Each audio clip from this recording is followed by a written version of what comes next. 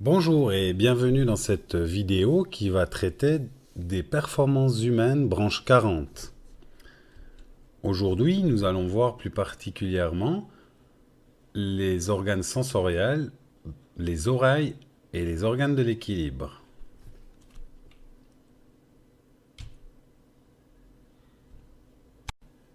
Voyons de plus près l'ouïe et en particulier son organe, l'oreille. L'ouïe permet de percevoir les ondes sonores.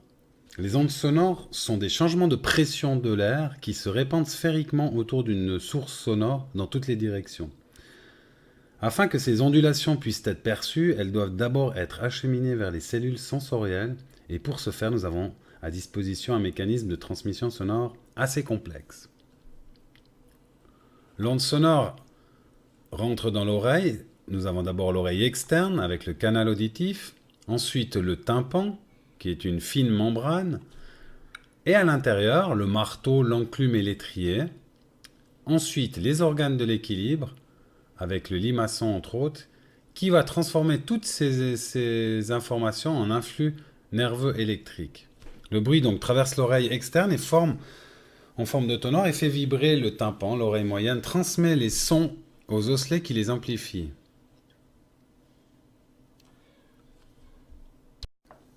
L'oreille interne est le limaçon. L'oreille interne est remplie avec l'endolymphe, qui sert à transmettre le son plus loin vers des fibres et les fibres nerveuses. Il y a aussi le limaçon. Le limaçon, c'est le véritable organe de l'ouïe, où se situent les cellules sensorielles, qui captent le son et le propagent. Ici, nous voyons les organes statolites et les canaux semi-circulaires. Ils servent à l'équilibre, accélération et la perception des mouvements. On va le voir par la suite. Dans ce schéma de l'oreille, on constate aussi le tube ou la trompe d'Eustache. Elle relie l'oreille moyenne et le pharynx. Lors du bâillement ou de la déglutition, le tube ou la trompe d'Eustache s'ouvre afin de compenser les rapports de pression.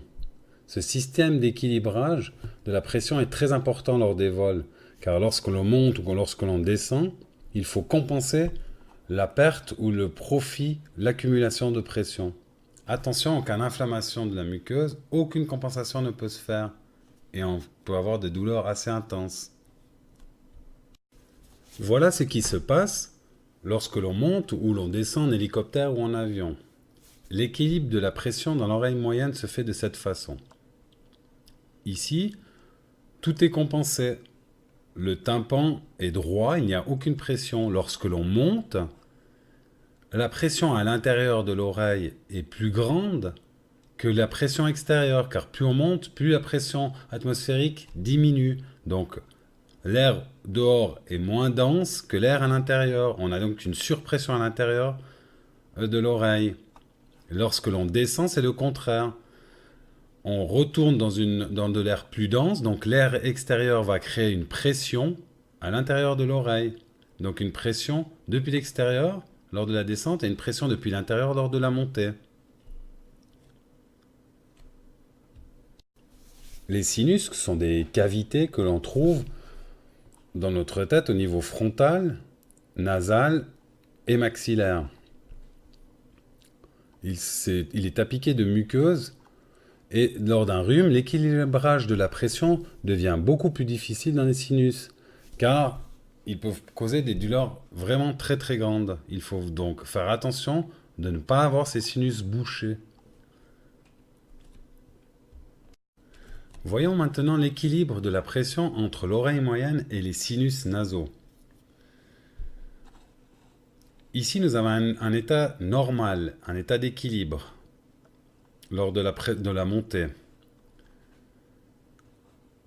La pression lors de la descente, on a vu une pression extérieure plus grande et une compensation par la trompe d'Eustache.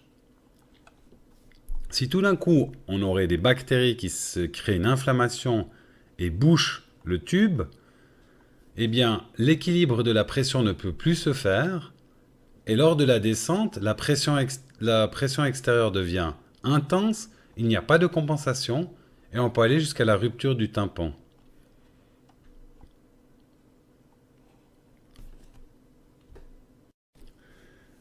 Les organes de l'équilibre.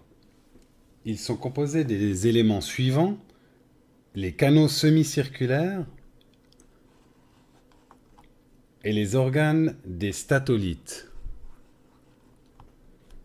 Les organes de l'équilibre mesurent les accélérations linéaires ainsi que les accélérations de rotation. Les organes des statolites mesurent l'accélération linéaire et celui des canaux semi-circulaires, celle de rotation.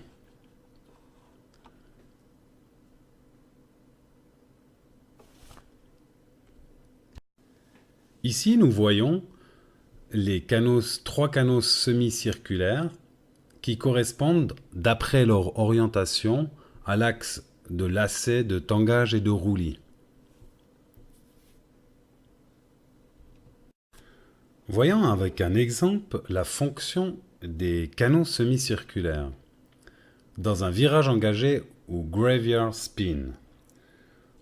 On peut voir sur ce schéma, dans le canot circulaire, ici le fluide qui circule. On voit les cils sensoriels mobiles et puis la voie nerveuse qui se dirige vers le cerveau. Au commencement d'une vrille, l'organe des canaux semi-circulaires est excité et le pilote reçoit une information correcte. Il est en train de vriller. Après 20 à 30 secondes, le fluide dans les canaux atteint sa vitesse de rotation. Il n'y a plus de flux relatif, ce qui entraîne une fausse information. La vrille est arrêtée. Lorsque la vrille est réellement arrêtée, le mouvement du fluide repart alors dans les canaux semi-circulaires, mais dans une direction opposée. Et si le pilote essaye de mettre fin à cette nouvelle vrille imaginaire, avec des manœuvres aux commandes, il remet en fait l'avion de nouveau en vrille, mais dans le sens inverse. Et tout cela peut mener au crash directement. Voyons maintenant aussi la fonction des canaux dans l'appareil vestibulaire. Ces canaux semi-circulaires lors d'une rotation. Lorsqu'il n'y a aucune rotation, il n'y a aucune perception sensorielle, l'information est vraie. Début de la rotation, sensation de rotation dans le sens des aiguilles d'une montre, l'information est vraie. Avec la déformation ici des cellules. Rotation constante et longue, le liquide se stabilise à l'intérieur des osselets et aucune perception sensorielle.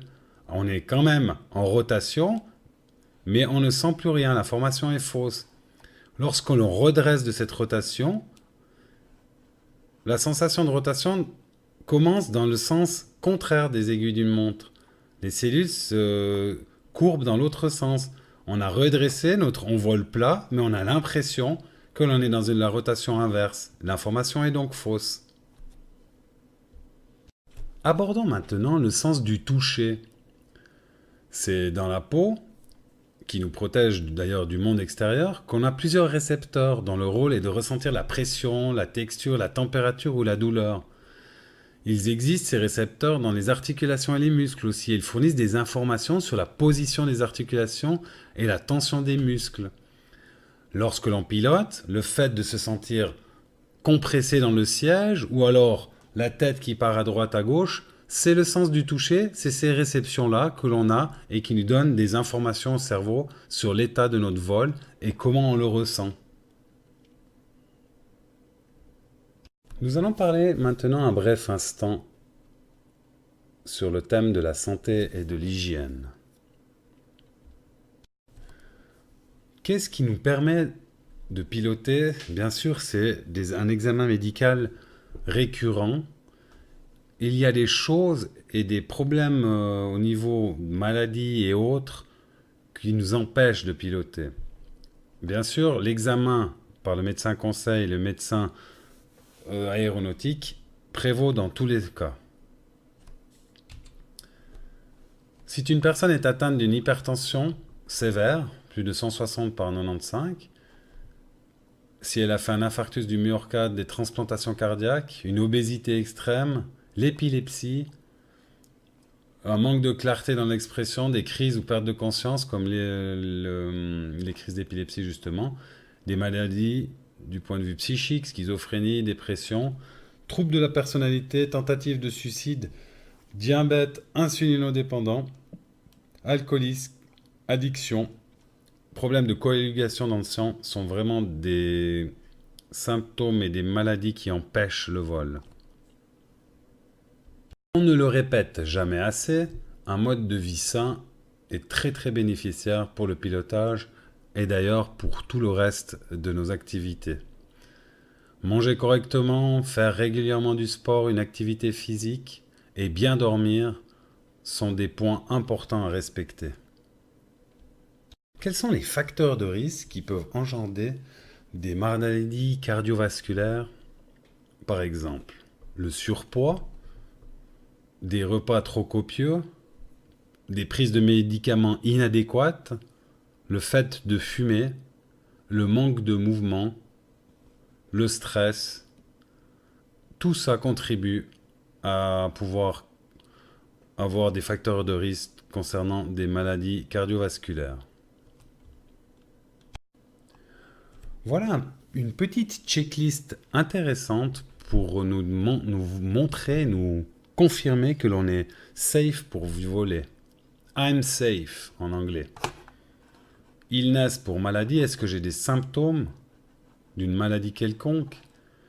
Médication, est-ce que j'ai des traces de médicaments dans mon sang? Stress, est-ce que j'ai des soucis? Est-ce que je me sens pas tranquille? Alcool, est-ce que j'ai bu dans les dernières 24 heures? Vous savez, le taux de 0,2 pour 1000 dans le sang correspond environ à une grande bière et 1 pour 1000 de diminution d'alcool par heure. La gueule de bois est bien sûr un état qui n'est pas compatible avec le pilotage. La fatigue, est-ce que je me sens reposé, serein? La nutrition, ai-je suffisamment mangé? Voilà ce qu'on pouvait dire en gros sur les organes des sens, de l'ouïe, de la santé et de l'hygiène. C'était donc la branche 40, performances humaines. À tout bientôt.